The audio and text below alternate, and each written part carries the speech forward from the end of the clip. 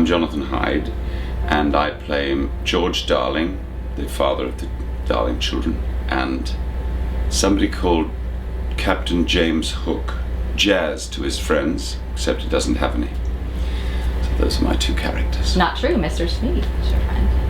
Mr. Smee is my protector and guardian, yes. He plumps my pillows, as it were. Bless. Now, tell me about how the kids and the audience react different, because I think it's interesting that you play these two parts, you know, the dad and then Captain Hook. Tell me about how the audience reacts differently, especially the kids. Well, the dad he's a troubled man as well. I mean, they're both troubled middle-aged men who are terrified of loss of power. One happens to be petulant, George Darling. The other one happens to be a psychopath, Hook. So George Darling is a bit of a bully, and he takes his aggression out on the dog, Nana, and you can hear the audience visibly, I mean, wince, you know, when he orders the dog downstairs and chains her up in the yard, and you hear sighs and groans of sympathy. They're pretty quiet for Hook. It's not a show where there's a lot of hissing and so on goes on. The audience are not encouraged. It's not a panto, it's not a musical, it's a play. So as such, you know, the story is the story, and the story is reasonably real and at times quite scary. Hope so anyway. That's the whole idea, you know. For Captain Hook to be a little scary. Yeah, he's very scary. Now tell me how this Captain Hook maybe is a little different than the Captain Hook that Americans, Orange County people are used to seeing, like in Disney movies. Tell me about how he's different. Well, he's an old Etonian. That means he went to a school as posh. It's the equivalent of, well, in early times, I don't know what your public school system does here, but it's Eton, Oxford and Cambridge would be the same as sort of Princeton and Harvard and Yale. I mean, you know, he's part of that established sort of snob class in a way. So he's from a privileged background, but he has gone rotten.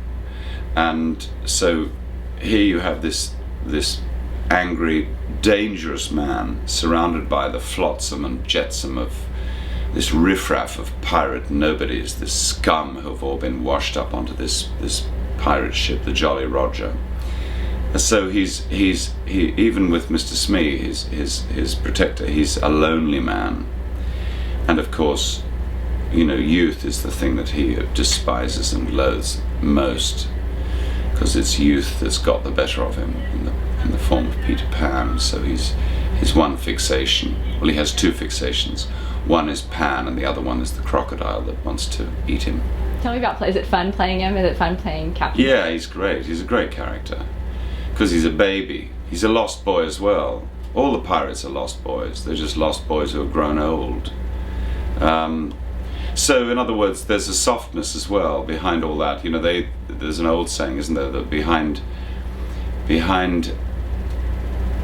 anger is fear, and behind fear is longing.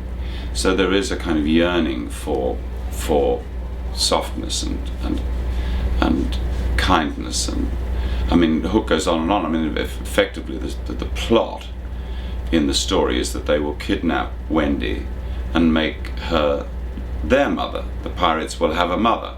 They'll murder the children, they'll make them walk the plank, but they will have a mother of their own. What a bizarre quest when you think about it. Then Hook, you know, says, game's over, the boys have found themselves a mother, we can't compete, forget it, it's all, you know, stop playing. Because it always comes back to the game, the idea that the whole thing's a game. You know, the pirates are, you know, pursuing the lost boys, the Indians are pursuing the pirates, round and round and round we go. You know, that's Neverland for you. And but we do advance one step further, because we do indeed capture the lost boys, and we do capture and kidnap Wendy, and we do decide to turn her into our mother, and she does show her full pride and says, I wouldn't want to be a mother. She refuses. She turns the job down. But we, you know, eventually I decide I'm going to throw her overboard.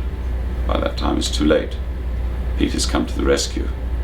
I'm not going to tell you how it ends. Keep it exciting. Hey Peter Pan, I'm going